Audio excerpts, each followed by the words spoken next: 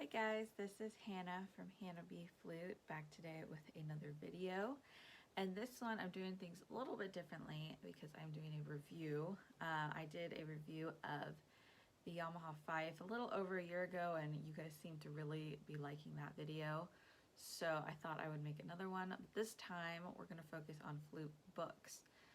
So if you've been around the flute world, you may have heard of the Rubank books. So if you're interested in this review, please leave a like and comment and subscribe down below. I really appreciate it. But without further ado, let's get into the review. So first, the books, they're elementary, intermediate, and advanced. And the advanced, there's 2 volumes, so I will go through each level in the series, tell you guys a bit about what's in the book, what's like unique about them, and then the pros and cons, and kind of who could benefit from each book and all of that. So I'll just start with from the beginning, the elementary method. So this book starts from the very beginning. You don't need to have any prior flute or any music experience. It starts with a nice little flute and piccolo fingering chart at the beginning of the book that you can reference when learning new notes.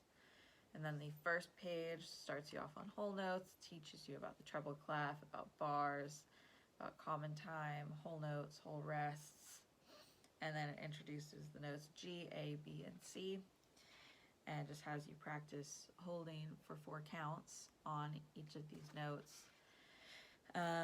There are a lot of exercises, so you get plenty of practice on these. And then each lesson after that adds like half notes and half rests, quarter notes, different rhythms, dotted half notes. It also adds new notes, so going up to the 2nd octave. And each lesson at the top of the page, there is a little line with the new concepts for that lesson. So you can always see what you're going to be learning, which is awesome. Then you can also learn how to play duets. There's some duets in here, just some ones that they wrote. There are also some duets for like Silent Night and other tunes that you already know, which can be nice because then you can sort of use your ear to help make sure you're playing them correctly.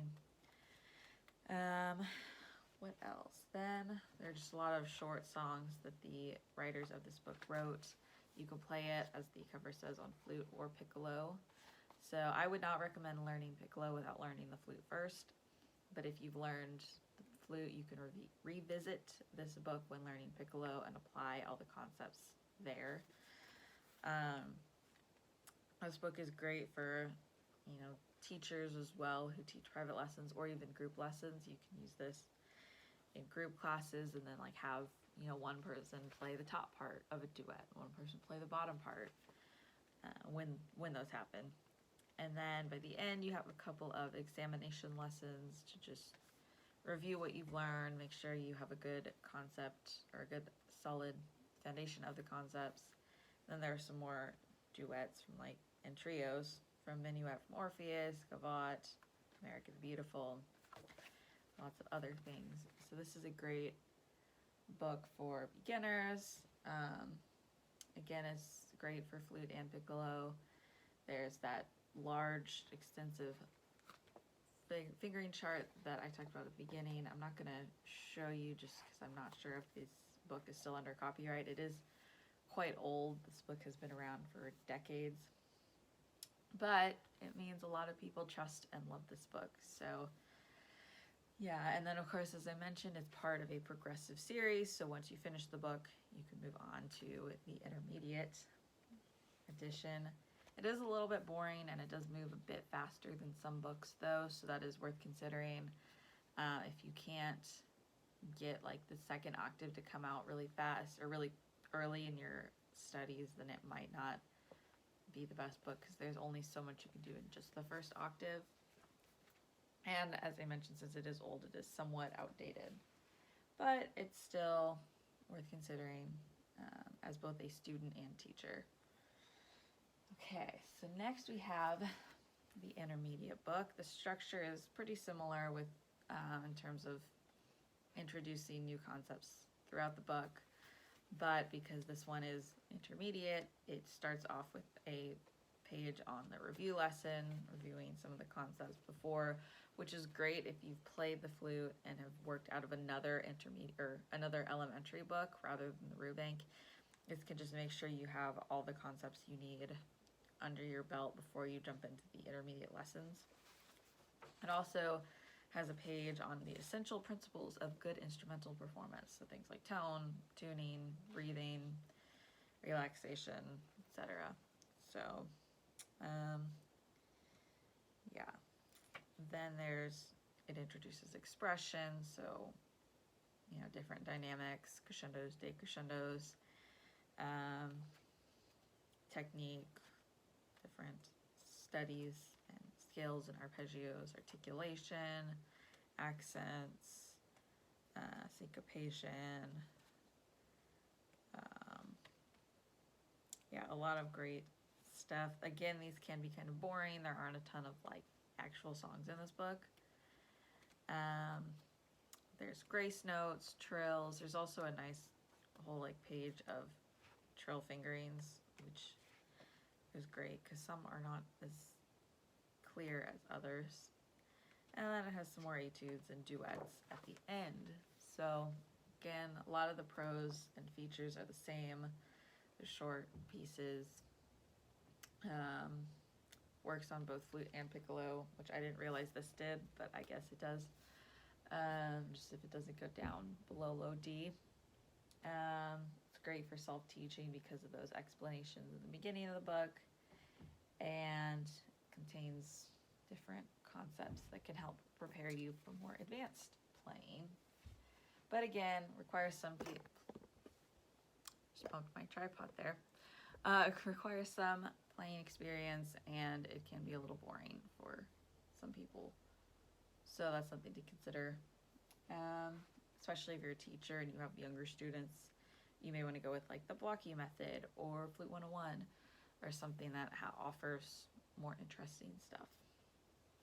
So now we have the advanced methods. So there's volume 1 and volume 2. Each one has a very similar structure, so I'm not going to talk in depth about each one. However, they do differ in that they each focus on a few keys. So that first volume covers C major, F major, G major, B flat major, D major, A minor, D minor, E minor, G minor, and D minor. And then the second volume covers E flat major, A major, A flat major, E major, D flat major, B major, C minor, F sharp minor, F minor, and C sharp minor. So, yeah. It's important to get both books.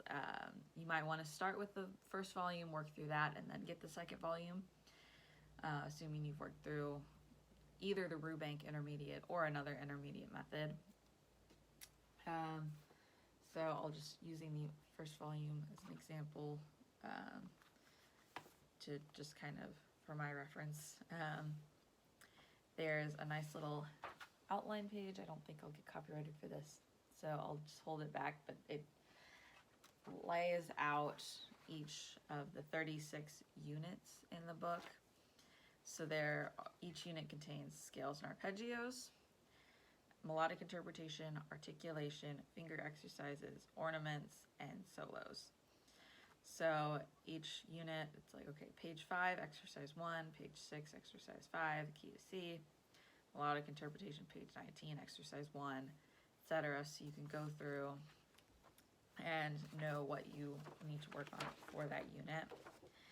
And then on the next page, there's this nice little practice and grade report. So if you are doing this over a school semester, if you're a teacher, you can use this as a little practice log. If you're a student, you could do it as a practice log as well.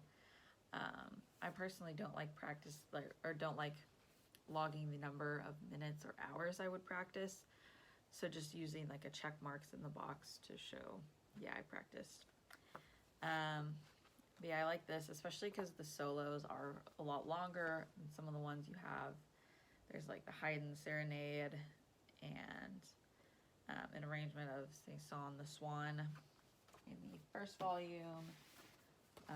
Second volume has, let's see, like Minuet from L'Arlésienne by Bizet, Largo by Beethoven, a few other ones.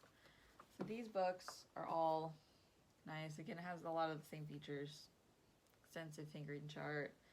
The practice log I think is nice, and the unit logs.